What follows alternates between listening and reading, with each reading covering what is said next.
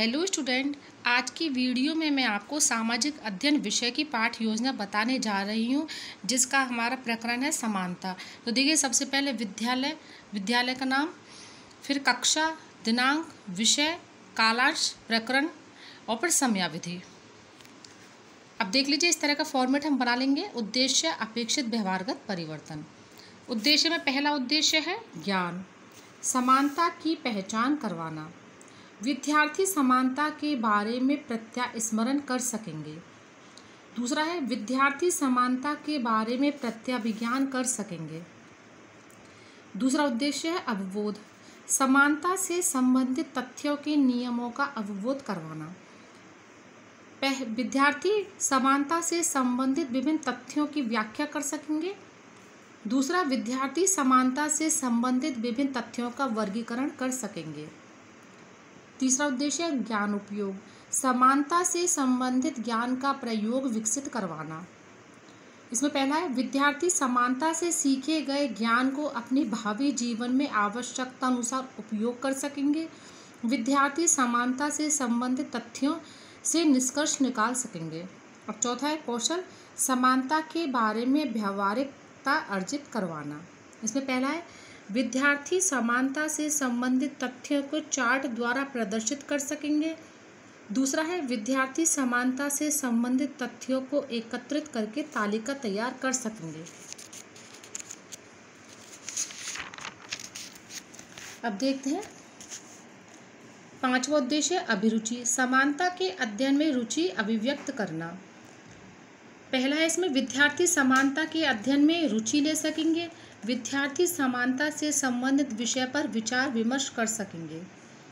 छठा उद्देश्य है अभिवृत्ति, समानता से संबंधित सकारात्मक दृष्टिकोण विकसित करवाना। इसमें फर्स्ट है विद्यार्थी समानता से संबंधित तथ्यों के प्रति सकारात्मक दृष्टिकोण की भावना का विकास कर सकेंगे। दूसरा है विद्यार्थी समानता से संबंधित तथ्यों के प्रति समीक्षात्मक दृष्टिकोण का सही निर्णय ले सकेंगे। इसमें साथ में मौलिकता लिख सकते हैं। फिर अब आगे देखते हैं सहायक सामग्री, लपेट फलक, चौक, डस्टर, शामपत इत्यादि। फिर पूर्व ज्ञान, विद्यार्थी समानता के बारे में सामान्य जानकारी रखते हैं। तो ये उद्देश्य हो गए हमारे। अब आगे देखते हैं प्रस्तावना। प्रस्तावना में इस प्रकार का फॉर्मेट हम बना लेंगे। क्रम संख्या, छात्रा अध्यापिका क्रिया, छात्र क्रिया। क्रम संख्या में पहला प्रश्न, बच्चे विद्यालय में क्यों जाते हैं? छात्र क्रिया में लिखेंगे शिक्षा प्राप्त करने के लिए। फिर दूसरा प्रश्न है भारत में लड़के लड़कियों की शिक्षा में क्या अंतर होता है? लड़कों को शिक्षा देना तथा लड़कियों को नहीं देना। तीसरा प्रश्न है लड़कों को शिक्षा देना तथा लड़कियों को शिक्षा नहीं देना क्या कहलाता है? भेदभाव। चौथा प्रश्न है लड़के और लड़कियों में भेदभाव न करने को क्या कहा जाएगा? समानता। पांचवा प्रश्न है समानता के बारे में विस्तार से बताइए। तो ये हो जाएगा समस्यात्मक। अब देखते हैं उद्देश्य कथन। आज हम समानता के बारे में विस्तार से अध्ययन करेंगे।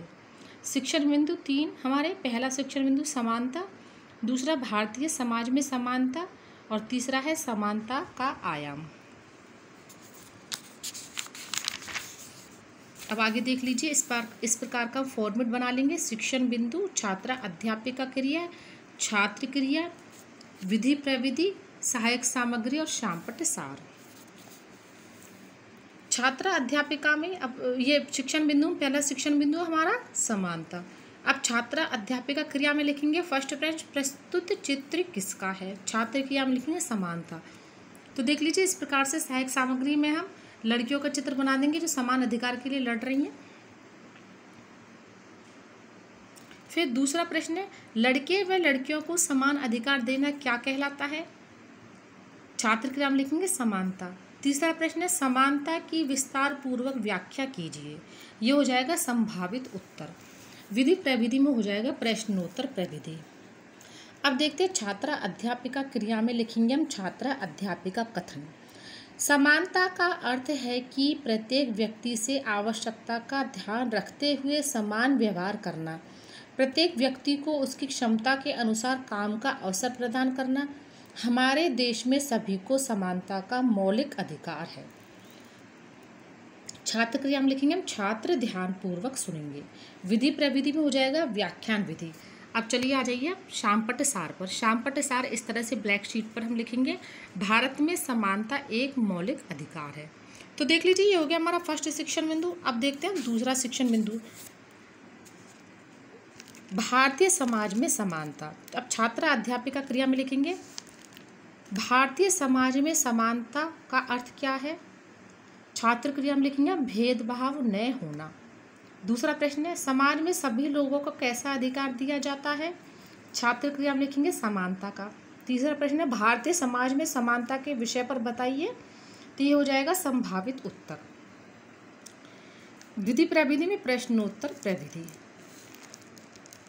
अब देखते हैं छात्र अध्यापिका क्रिया में छात्र अध्यापिका कथन, भारत में सभी को समानता का अधिकार दिया गया है। इसमें कोई भी व्यक्ति किसी के साथ धर्म, जाति, लिंग और जन्म स्थान के आधार पर भेदभाव नहीं कर सकता है। सभी का सार्वजनिक स्थानों पर, तो देख लीजिए इसका जो छूटा हुआ भाग है वो इधर आ जाएगा, जाने से नहीं रोका जा सकता है। सभी को सरकारी नियुक्ति में समानता मिलनी चाहिए।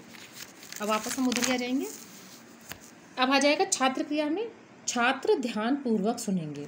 विधि प्रविधि में आ जाएगा व्याख्यान विधि।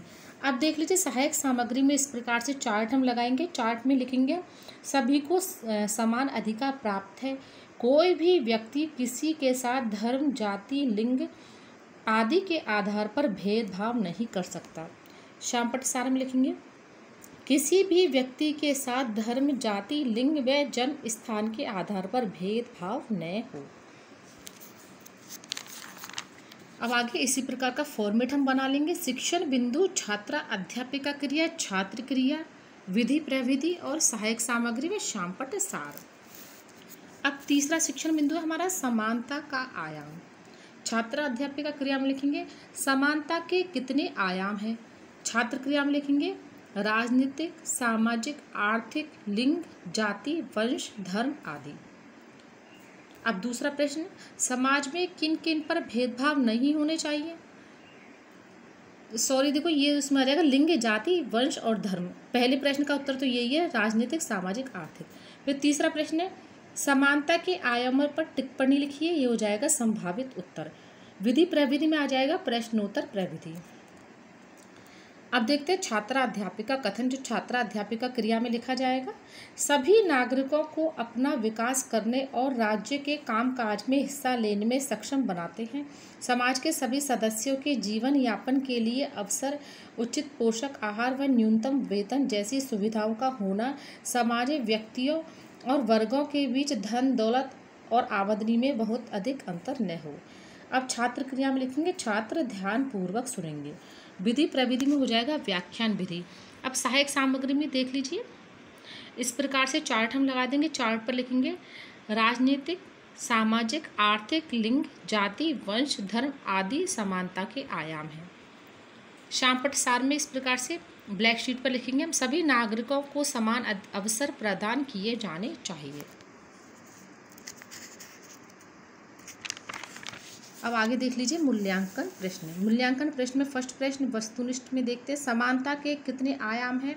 2, 3, 4, 5 इस तरह से हम लिख देंगे।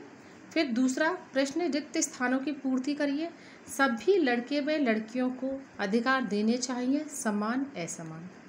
तीसरा प्रश्न है भारत में सभी नागरिकों को समानता का अधिकार दिया गया है, सत्य असत्य। फिर है समानता किसे कहते हैं। अब आगे हम देखते हैं गृह कार्य। भारतीय समाज में समानता को बताते हुए उसके आयामों पर टिप्पणी लिखिए। तो ये देख लीजिए समानता टॉपिक पर हमारा एसएसटी का लेसन। आप इसी फॉर्मेट को ध्यान में रखकर एसएसटी के और भी लेसन बना सकते हैं। इसमें अगर थोड़ी बहुत मिस्टेक हुई हो तो आप इसमें सुधार कर लीजिए। Thank you.